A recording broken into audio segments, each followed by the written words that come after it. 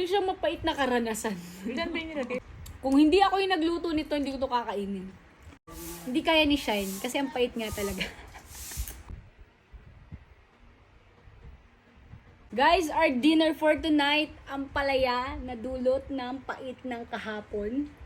And meron tayo ditong bok choy and leftovers from Blake's. Pork ribs and chicken. Tinikman ko na kanina to.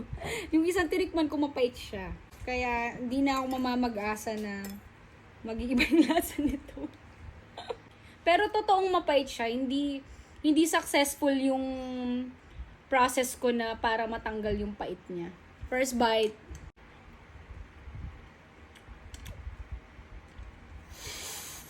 Natakot ako para Hindi. sa'yo. Tolerable yung pait niya.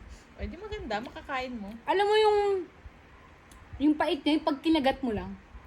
Pag kinagat, parang dahil, feeling ko mapait siya dahil dun sa color white, baka kulang ako sa pag-scrape ng ano. Posible. Ramdam mo talaga yung nutrients. Nakakabit pa sa bawat ano. Sa bawat galit ng ampalaya.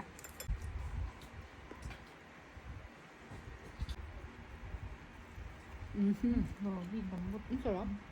Goods to dito, goods. Para hindi ka ano. Mapait siya na tolerable. Pero kung hindi ka talaga kumakain ng ampalaya, hindi mo to makakain. Ako hindi ako kumakain ng palaya.